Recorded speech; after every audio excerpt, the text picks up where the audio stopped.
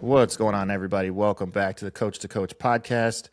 It has been a while since we've recorded, so we're probably just going to do a little bit of catch up between Joe and I, and we've got a couple questions that we might get to at the end, but we'll just kind of have to see how it plays out. So, what's going on with you, Joe? Fill me in. Fill me Yeah. in. I'm happy to be happy to be back. Yeah, it's been a minute. Yeah, what's as far as what's new, in a way, like nothing, but also everything seems a bit different. Um, since we had our last one, I'm going to be moving into a new apartment soon. I'm super excited about that. Training wise, it's been more of the same, but I feel like I've hit a pretty good stretch of training. I know a couple podcasts back I was talking about, or maybe I just talked about it with you, just like knee pain and recovery and stuff like that. My knees were bothering me for a little bit, but I've pretty much gotten rid of all of that. Um, yeah, I hit a new squat PR yesterday. Actually, I've PR'd on a lot of lifts since the last time. Um, Actually, I think one of the wins that I had detailed in a one of the other podcasts, one of the more recent ones, but I think I hit like 90s or something, and I'm up to hundreds now. That's always been like a huge milestone that I've wanted to hit. So Oh yeah. pretty soon we're going to be at the 105s. Hopefully in a couple weeks. Um, I'm feeling like I'm seeing my shape change a lot. I'm noticing it in pretty much everything. My clothes, like they're just fitting me different. I'm seeing things develop a bit faster, a bit more. So that's been really fun for me to see, and like other people are noticing too. People that I've never talked to in the gym are coming up and they're asking me questions about what's up and noticing certain body parts are just looking larger than they were before, and um, it's like as far as just people noticing, people asking questions and stuff. I've actually gotten like pretty close with some of these people that I've never talked to before, just from they've seen either a video of mine or they just see the consistency of me in the gym and the progress I'm making, and we just get to talking a little bit more and more. And I'm planning. I've got like lifts scheduled with people and stuff, so it's been like fun. It's still routine wise and the things that I'm doing, it really isn't any different than what we were doing before, but yeah, there's just a lot more going on, I guess, for me. Body weight is still going up as well. I actually hit two high weights, I believe, this week. You'll see that on the check-in tomorrow. Um, but yeah, like it's just still been more of the same. But yeah, I'm seeing changes kind of everywhere. So, um, how are you? What's going on? Did you break into the 150s yet? It was 150. Yeah, it was 150.2. Nice. Yeah, that was always like, I've always been small, so even dreaming of being like 150, I'm like romanticizing it like it's gonna be this huge difference, and I'm gonna feel different, and like it really is just a number on the scale. But I always kind of thought, based on what like my past heaviest weights, like before we started working together, I was like I felt like I could see it in my face. I was like chubby, and the body composition now is totally different. Like I'm waking up with abs. Um, I'm not waking up feeling like there is food and shit in my stomach. Like I'm feeling light, waking up hungry, and still just seeing the numbers go up. So Oh it's yeah. it's like super exciting. It's cool to see that all happening. I think you were telling me you were talking about some sort of body weight. I couldn't remember, but I told you I was like, you're thinking too small. Like you Yeah. got more runway than that. So, and in terms of like where you'll end up, I don't know, but I think that at present we just keep plugging away because you've got runway on body composition. So I think the point that you're at now is one where it can seem very enticing to add more in, more food, more anabolics, right? More complexity. But I think the position that you're in, what you really want to try to do is just literally keep enough in to keep you moving, but also an amount that allows you to just keep going for a long period of time, right? Because ultimately it's like, hey, I'm making great progress, but I want more. I want it faster. And then it's like, okay, so we put in more stuff, right? We put in more stuff. We put in more food. We put in more gear. Ultimately, you're going to reach your end date faster, right? Right.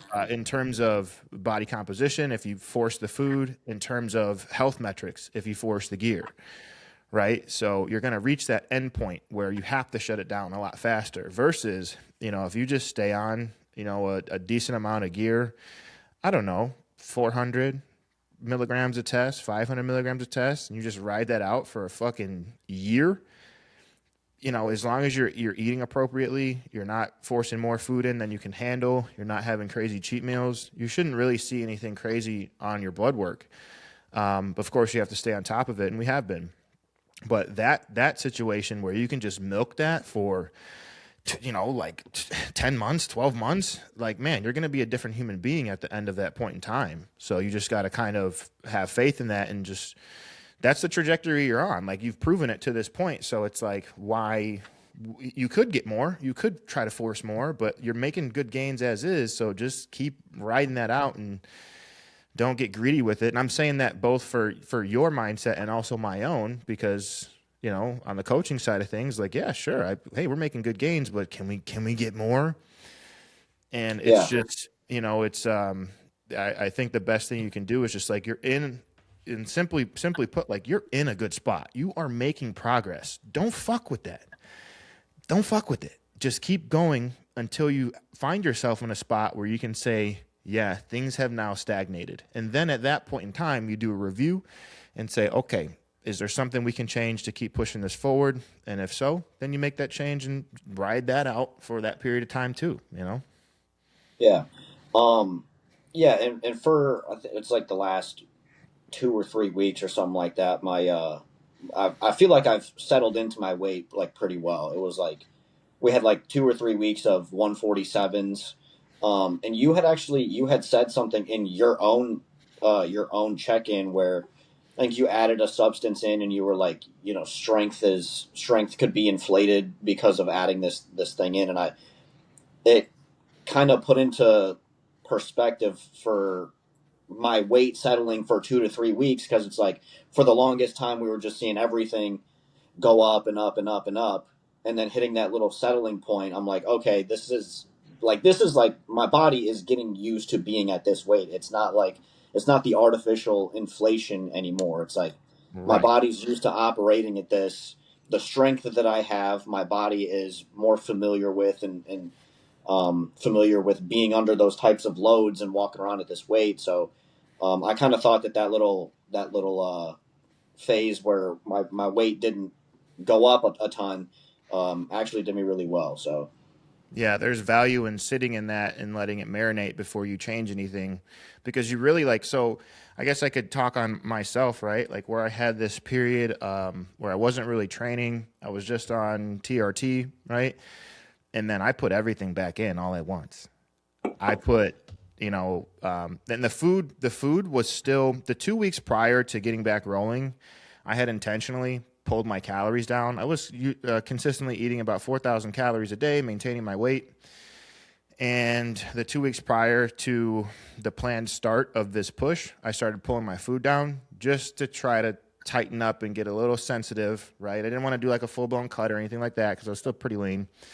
But the food more or less was the same, and there was, just basically 250 milligrams of testosterone in, so TRT plus, if you will. But then I put everything back in. I put the growth back in. I put the gear back in.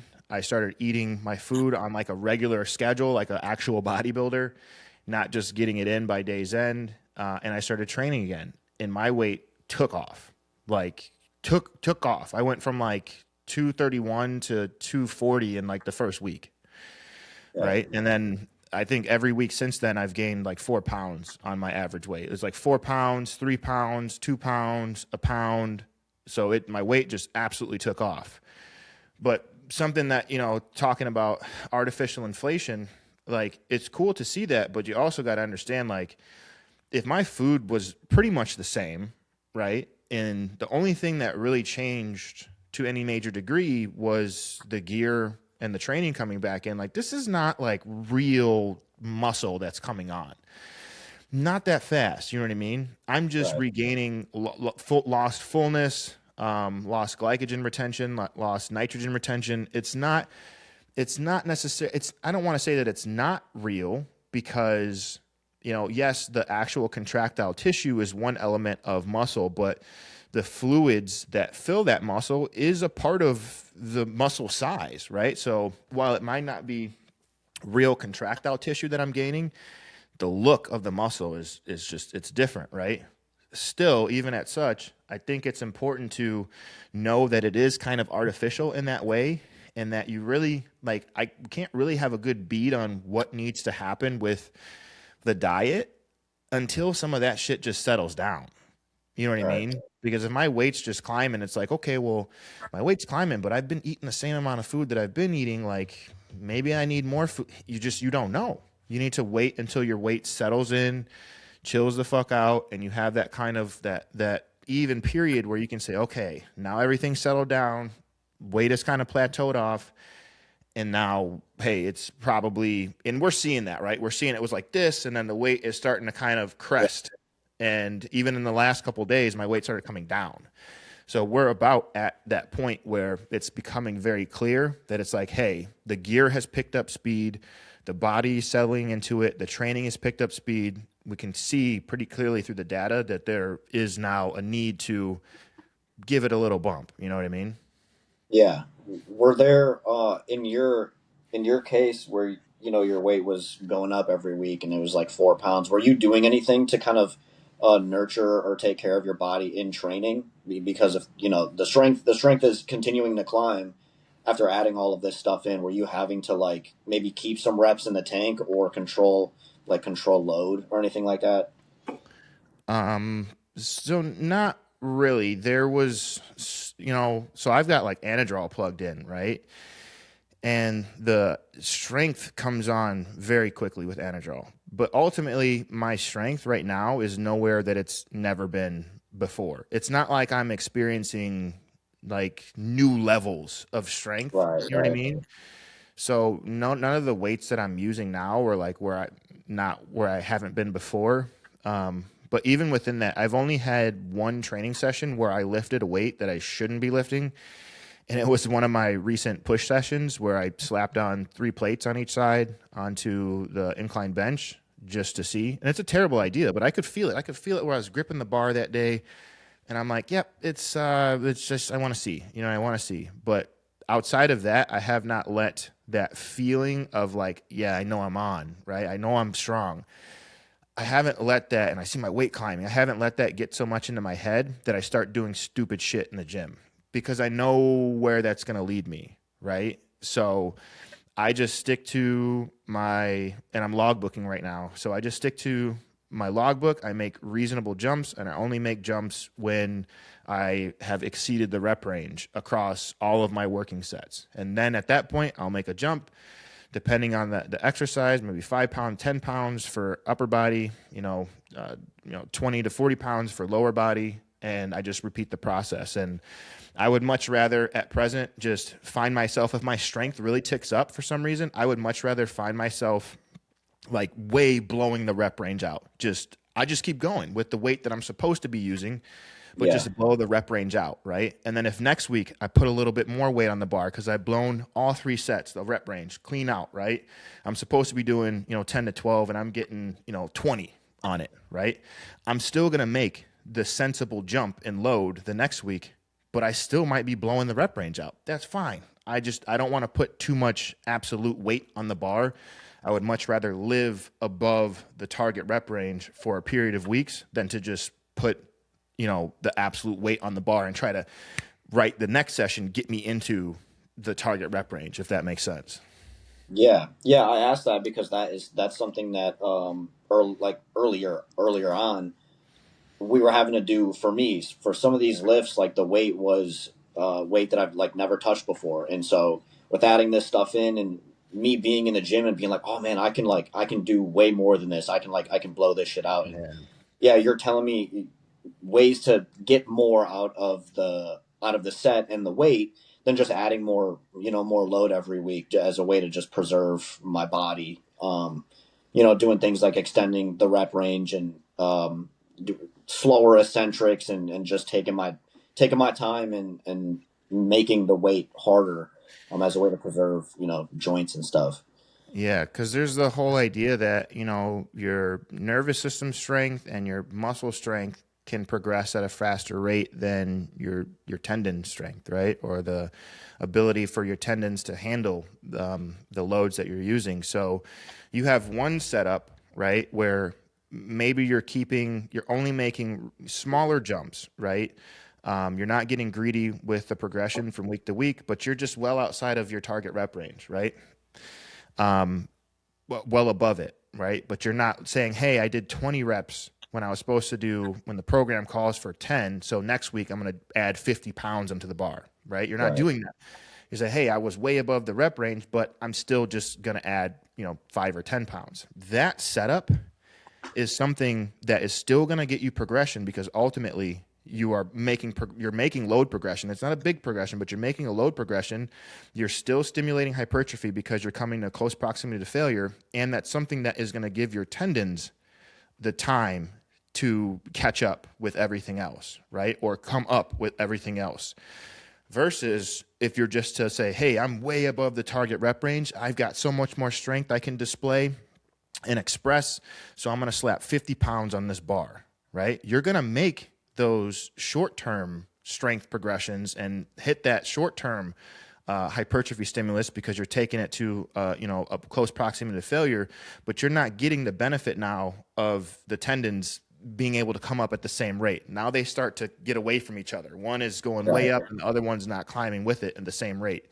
And so in that scenario, you'll probably find yourself at a place sometime down the road where you feel fucked up, when your body just doesn't feel great. And then when you get yourself to that spot, now it's like you're trying to do triage and trying to, you can't keep progressing from that point because your knees feel like they're going to explode or your elbow feels like it's going to explode. And you could have just avoided all of that by shelving your ego and using a lighter weight, but still taking it to a close proximity to failure, even if that is, above what the plan calls for, Yeah.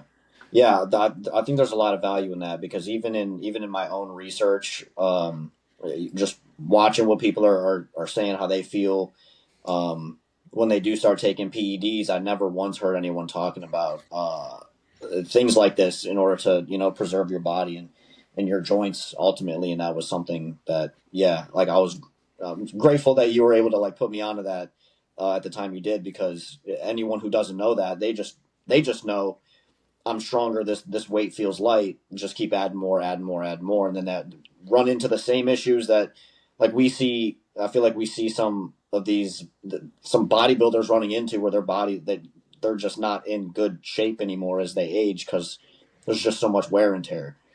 Yeah, yeah.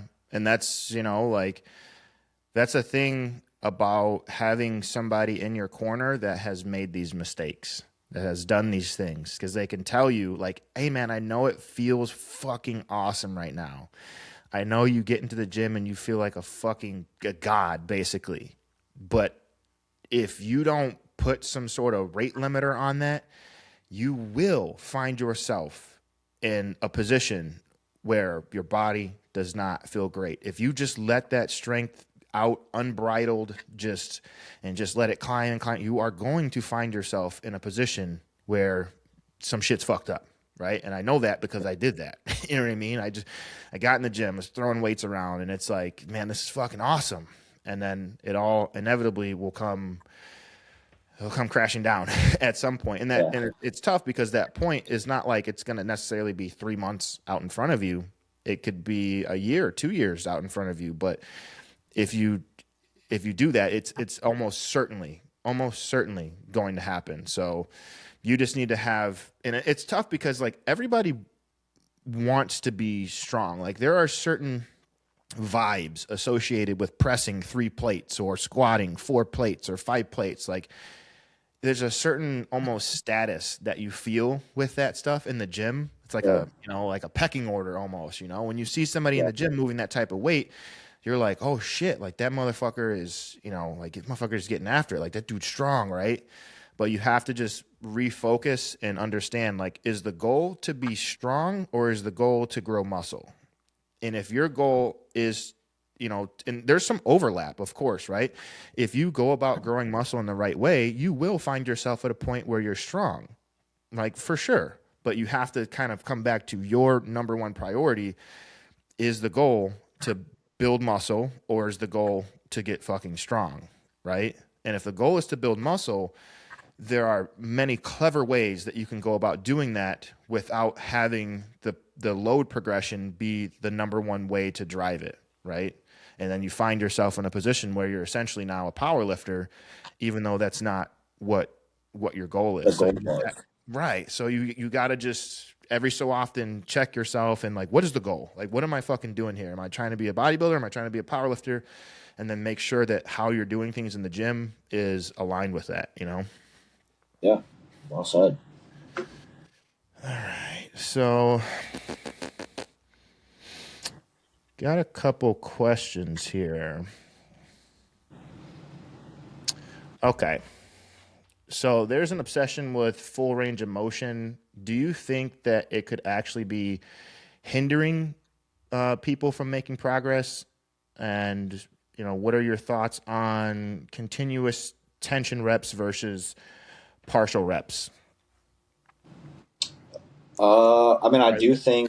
I Sorry. do Sorry. think if you, yeah, go Continuous ahead. continuous tension reps versus like start and stop reps, like taking a break at the top. So there's really two questions in this. First one is, what is do you think the obsession about full range of motion is warranted?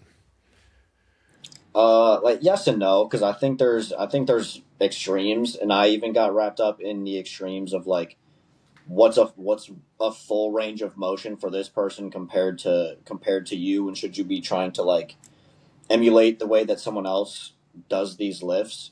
And I think yeah, like moving weights through a full range of motion, I think ultimately is better for you because you will be stronger in a longer or a wider range of motion. Um, that yeah, that's kind of my opinion on that. But I also think that like, I remember seeing like Mike Israel. You think he's moving through a full range of motion on some of these lifts, but he's contorting his body in order to get into some of these end ranges of motion, and it's at that point like I don't really see much of a benefit because you're just involving a bunch of other body parts. But I do think, yeah, like safely, like moving weight through your body's natural, full range of motion for sure. I think is better than half reps or anything else.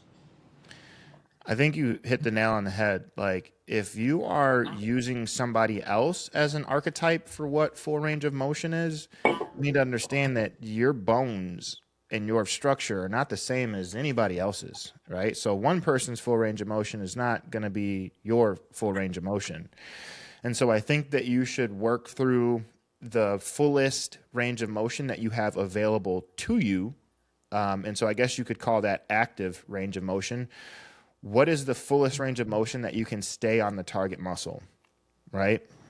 And so I don't think that there's like, so say you're doing like a leg press, right?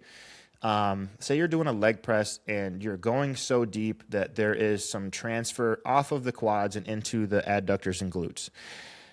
I don't think that that is a huge problem, especially if you need bigger legs as a whole and you understand that that is what you are doing, right?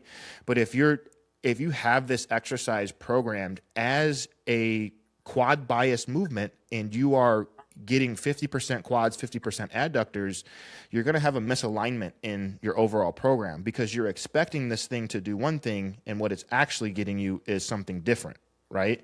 So if you understand how you're treating this exercise and quantifying the volume from it, I think that's fine, right? If you get a little bit of overlap. I don't think we need to just isolate pure quads. Like you just need to know what you're Right. doing.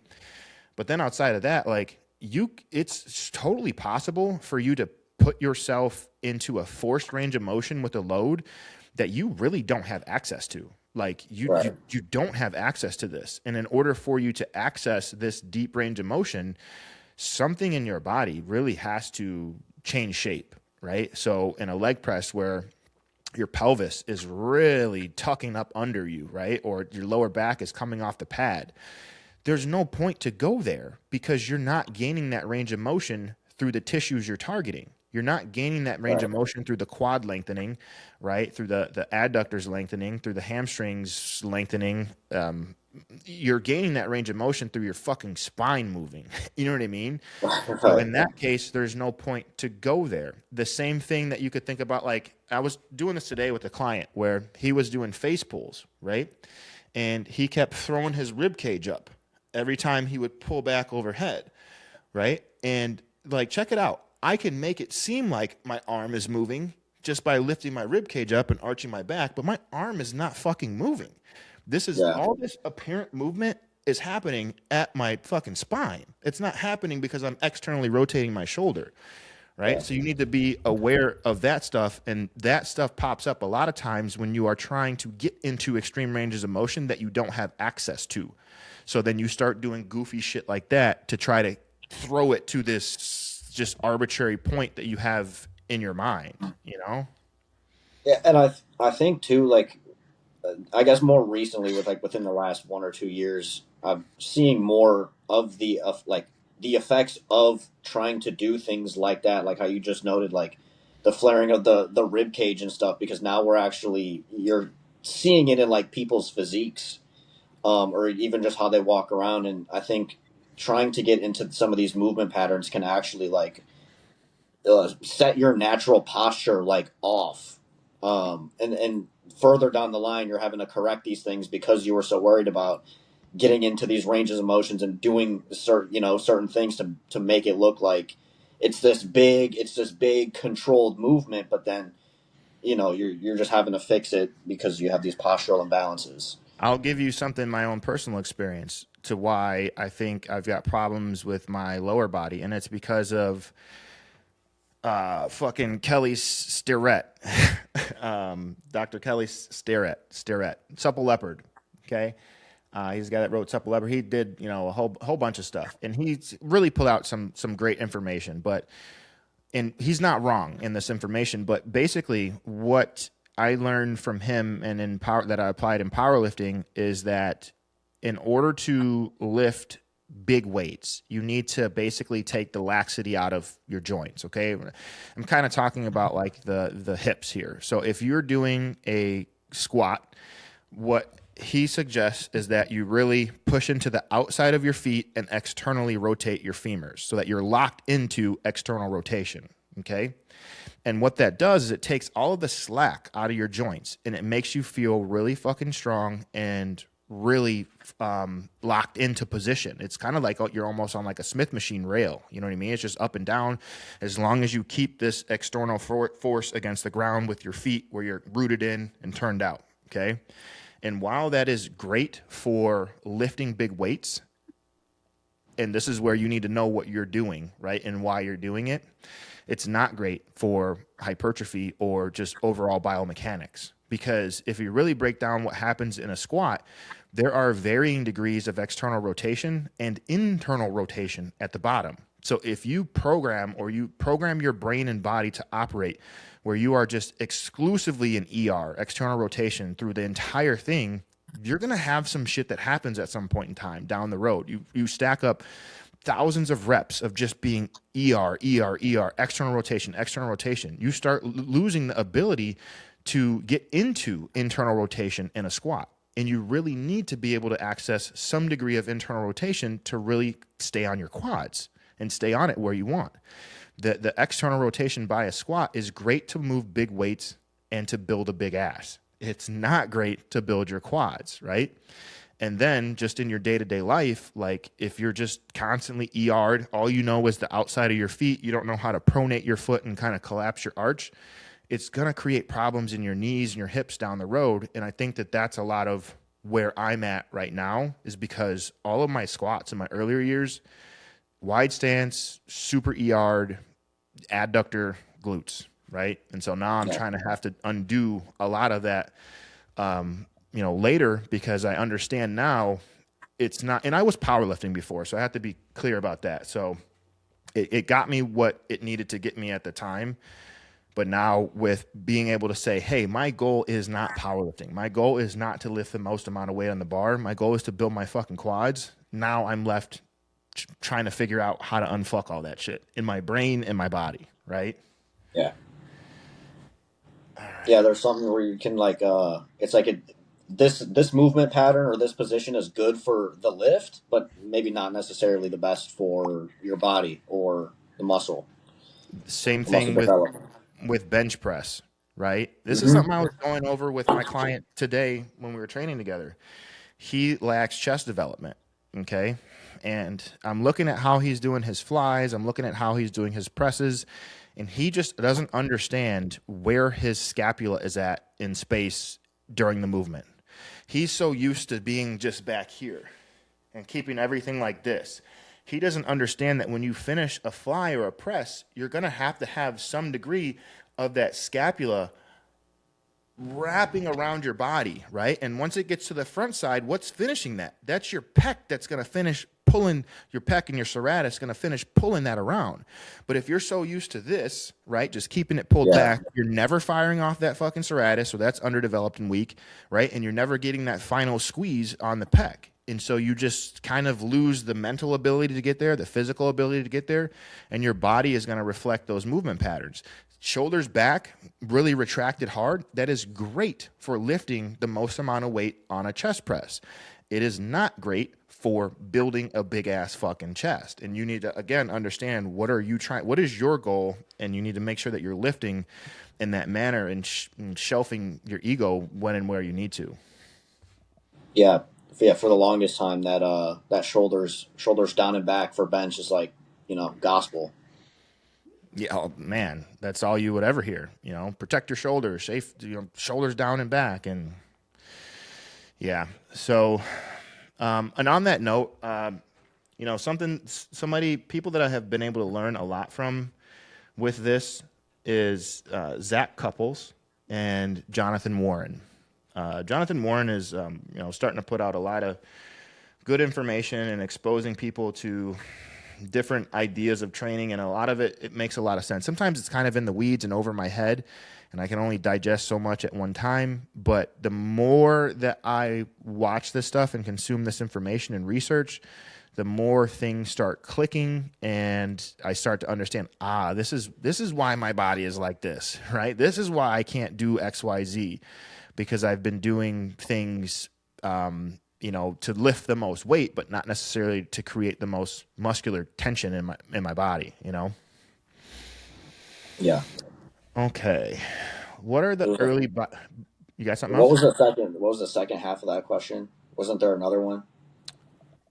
Oh fuck. Something about pause reps or continuous. Oh, yeah. So thoughts on continuous reps versus basically powerlifting reps, where you take a break up at the top and then you go for the next rep, take a break up at the top, go for the next rep. What do you think? Um, well, so this type of thing is interesting to me because even a couple years ago, I kind of thought like your training style had to be like binary. It was one or the other. But you've programmed like both of these for me, and like we've done both even when we've trained together. And I think they both have their own benefits and their own applications, just depending on what you're trying to do. I think the pause sets or the pause reps, stop and go, like you have programmed for me, like with squats and stuff, like just taking time to like control the weight. Don't just move it. Don't just like go up and down and not connect with anything. Like be composed under the weight, control it, do the reps to build the strength so that you have the ability to um, lift more weight for the sets that are a little bit more not stop and go. But then we've used the continuous tension reps for as an intensifier to make it just suck, like to just make the set suck and hurt, and to just put as much tension on the muscle as you can. And yeah, I think that they're both useful. It kind of just depends on what the goal is, but they're they have their uses for sure. You know, and if you've never done this comparison, but do a set of leg press where you don't pause for any amount of time at the top or the bottom. We can just say pure continuous. You go Yeah. up and the second your legs are, near straight, you just start coming back down. And then when you go through your full range of motion and you reach depth, you come back up and you just are like this. You just don't fucking stop, right? Do that same weight that you used on that set, but go ahead and stop each time you come to the top. Tell me which one blows your legs up more. Right. It's going to be the continuous reps every single time. There's going to be more blood, more metabolites. Like all of this shit is your legs are going to be flooded with the continuous reps. Okay. There's also going to be more sensation to battle mentally. It's going to feel harder because you're not getting any rest at all. But that's not to say that resting at the top is like the devil. As long as you're not doing like powerlifting rests where like you come up and you're just like, and then you go, right?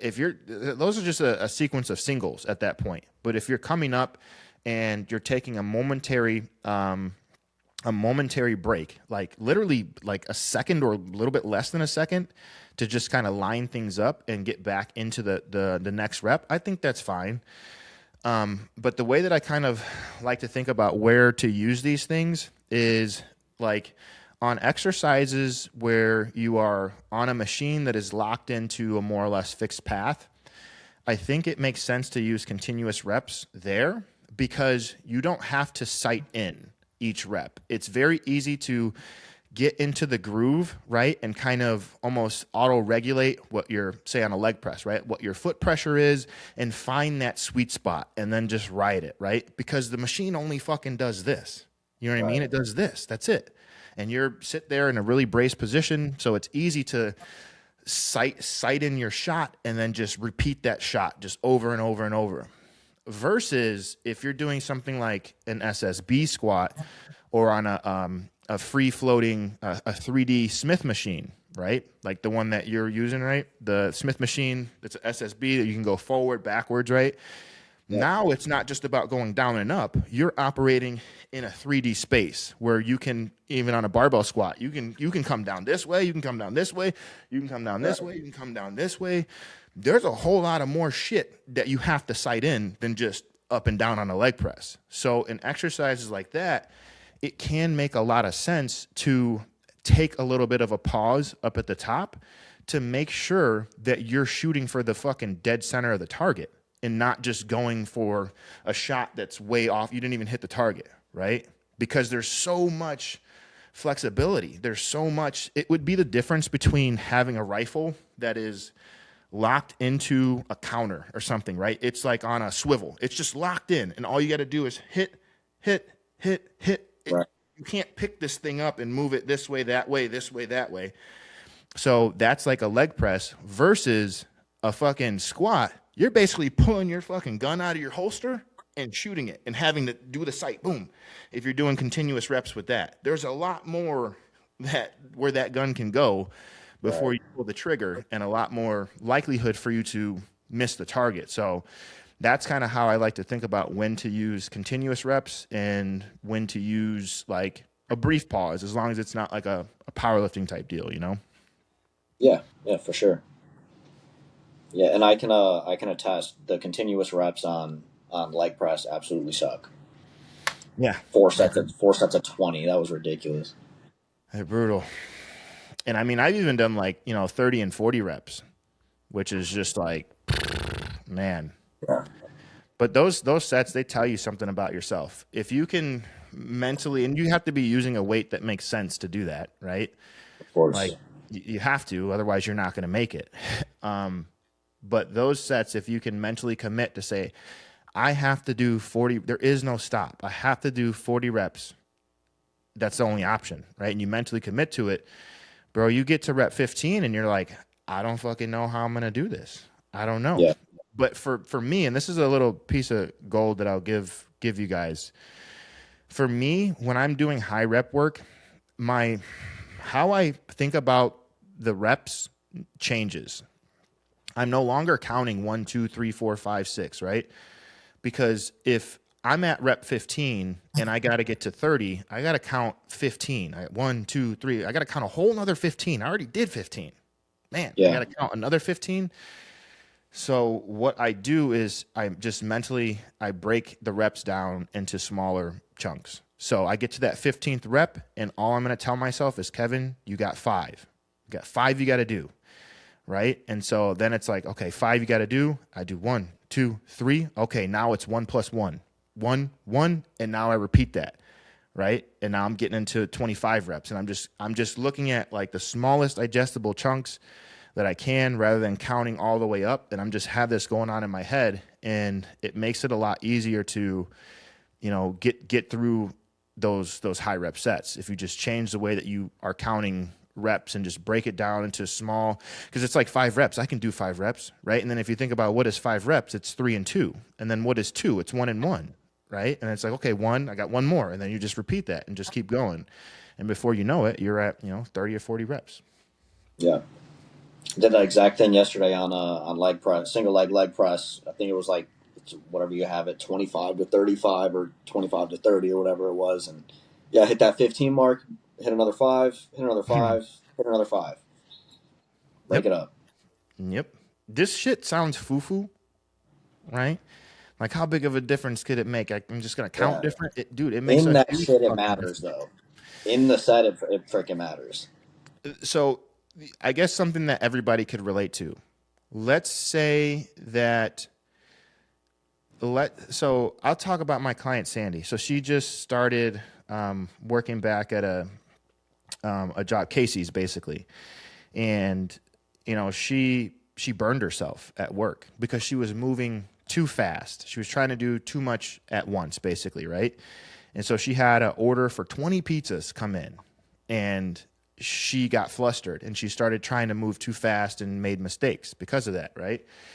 So in that scenario, it's kind of the same thing here. If you are just focused on the total view of all the work that you have to get done, it makes you feel like I have to do more in less time, right? If we're talking about lifting, it's like, oh, I got to do 40 reps, so I got to go fast. No, motherfucker, you need to go the same speed that you normally go. Just because you have more work to do doesn't mean you need to go faster.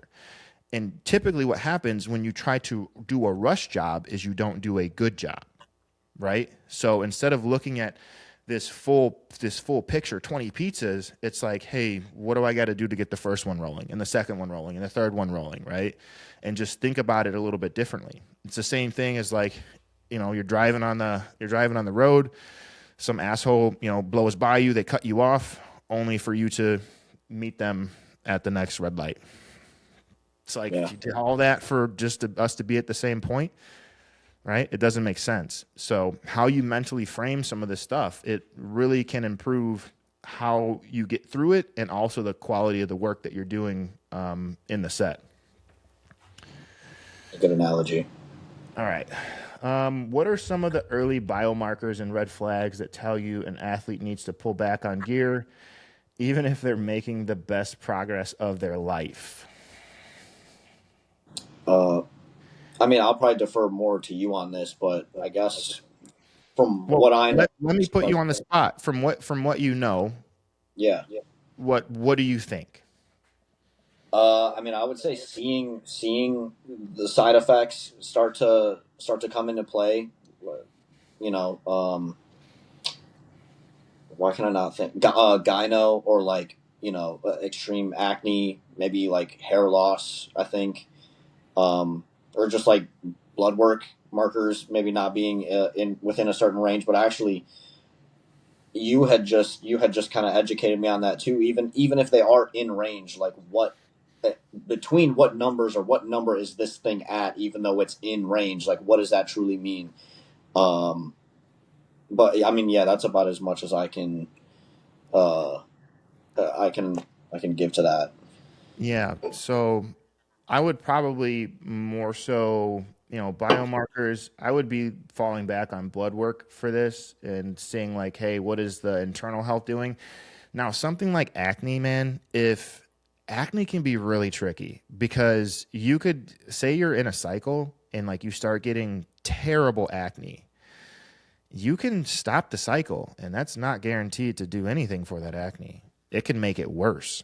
Sometimes when that shit gets rolling, and thank God I've never had to experience that or really work with anybody that has, that can be a really complex situation, and you just might have to eat some shit sandwiches for a while. Hair loss, that is something that, man, you got to know what you're getting into, you know? If Sure. if you and that's not to say that you shouldn't stop. Like if you're experiencing hair loss, that's not to say that you should just keep going. You can if you don't care about your hair, but there may need to be in that case. You need to kind of understand. Okay, the options are you need to change cycle design, right? And it depends on what you're using, but you might not be able to use that amount of testosterone that you're using because of the conversion to DHT. Or if you're not willing to change the cycle around, then you may need to be in a place where you need to put some sort of, anti-androgen or topical DHT blocker basically in place to kind of slow that down. But I think really those are things where you got options. You know what I mean? Like you've got options to play around with. But if I'm thinking like blood work, internal health, the things that I'm really looking at would be, blood pressure is crazy. Blood pressure is something that can be crazy, but that doesn't reflect immediately on blood work, right? So if a client is making just tremendous gains and their blood pressure is completely out of whack, and we have gone down several avenues from maybe even looking at hydration, looking at sleep apnea, putting blood pressure medication in, cutting back stimulants. If we've gone through all of this and your blood pressure is still fucked, bro, this might not be for you. Like this thing just might not be for you, and you don't want to let that ride for too long. So blood pressure would be one of the things, and then probably looking at lipids. If you're, and this is really getting into the weeds, but like if your LDL is just like completely out of whack, and you've also got a higher ApoB, and these aren't like if you tried to put if you cut out the cheat meals and you tried to put the citrus bergamot in, and maybe you've thrown in some ezetimibe and it's still just absolutely fucked up.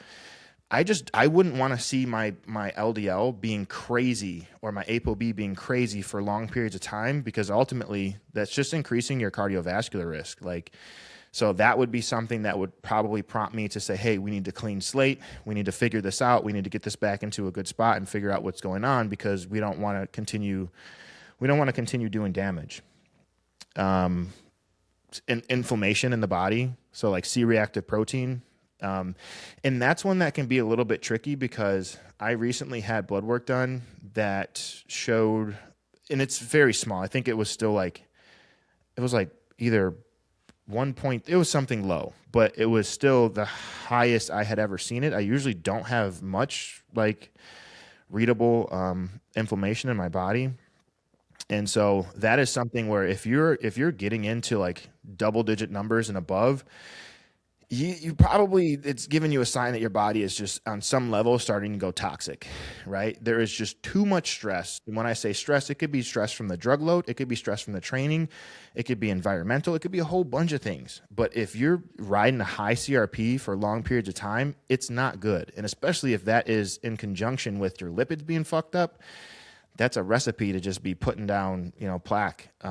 So that would be another one of them. And then, of course, probably I might be missing some stuff here, but probably looking at, your kidney function. If we continuously see, EGFR or cystatin C trending in the wrong direction, you gotta stop this shit. You gotta stop it. You gotta pull back. And that can be hard, because it's like, man, I'm making great progress, but I want to keep pushing. I want to keep going. But like, just remember, guys, if you're fucking dead, you can't make gains. You can't make gains when you're in the fucking ground. And so nothing matters more than your health. And you always have to keep that in the forefront of your mind. Even if you're making the best gains of your life, you got to be alive to keep making gains. So yeah. Um, all right. You know what? On that note, we've been on for about 50 minutes, so I guess we'll probably that's a good spot to close things out. You got anything else?